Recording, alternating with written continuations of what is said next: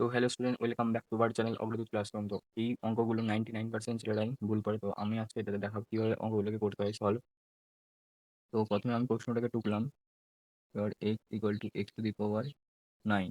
তো এখানে আমরা এই পাওয়ারে উভয় পক্ষে উভয় পক্ষে 1/x গুণ করলাম। এবার সেম উভয় পক্ষে এটা দিয়ে আমাদের করতে হবে 1/x গুণ করলাম। এবার দেখো, আমি একটা সূত্র বলছি। a⁴ যদি কোনো m ইন্টু এন এটা থাকে, তাহলে আমরা এটাকে a⁴m ইন্টু এন আমরা এটা লিখতে পারি। তো সেম এখানে আমরা এটাকে অ্যাপ্লাই করব। x into 1/x equal to same এটাকেও x⁴ 9 ইন্টু 1/x। তো এবার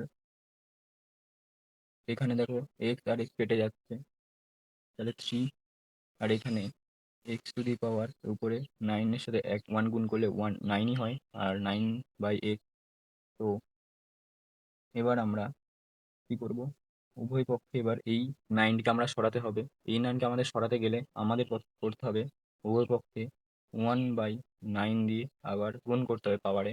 তো এবার সেম এখানেও 9/x, উভয় পক্ষে আমাদের 1/9 দিয়ে গুণ করব।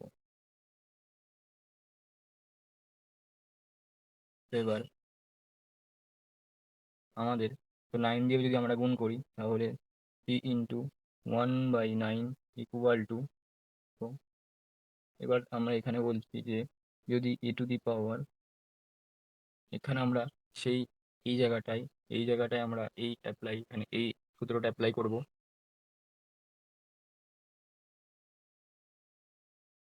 তো এখানে আমরা এই সূত্রটা অ্যাপ্লাই করলে 9x ইন্টু 1/9, এই নাইন কেটে গেল। তো তাহলে আমাদের যে অ্যান্সারটা এখন আসছে, অ্যান্সার না, এখন যে সলভিং এর পরে যেটা আসছে x থাকছে। এবার x⁴ 1/x থাকছে। তো এবার আমরা কি করব, দেখো এখানে 1 ইন্টু 1/9 এটা আমি লিখতে পারি। তো যদি 1-এর সঙ্গে 1/9 গুণ করি 1/9ই হয়, তাই এটা লেখা যায়। তো x⁴ এখানে যেমন আছে তেমনই লিখলাম।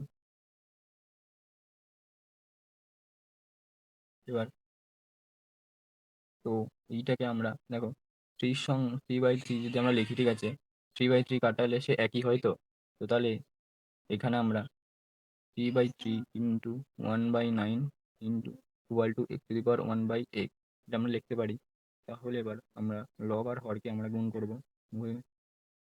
তাহলে 3/3 9 27 ইকুয়াল টু x⁴ 1/x। দেখো এবার কি করবো, এবার এবার আমরা এটাকে আমরা এই তিনটাকে দেখো এই সূত্রটা অ্যাপ্লাই করবো। এবার যদি এরকম থাকে m ইন্টু এন থাকে, তাহলে আমরা এটাকে এভাবে ভাঙতে পারি, a⁴m ইন্টু ব্র্যাকেটে এন এটা আমরা লিখতে পারি। আগে আমরা এটা করেছি, তো এটা আবার উল্টে আমরা লিখতে পারি এটা। তো তাহলে আমরা এখানে এই তিনটাকে এই পাওয়ারে আমরা লিখতে পারি। এবার 3/1/27 ইকুয়াল টু x⁴ 1/x এটা আমাদের এসেছিল।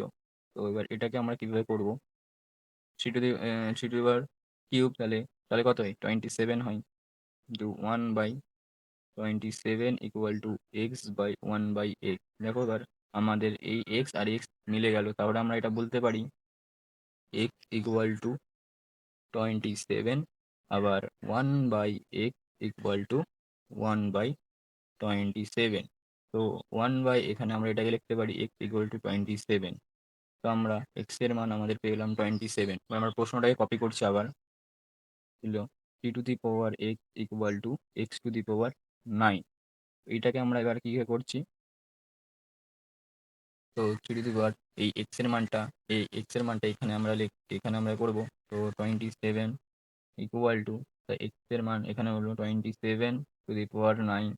তো আমরা এটা লিখতে পারি যে এটা 27, এই 27কে আমরা লিখতে পারি 3⁻³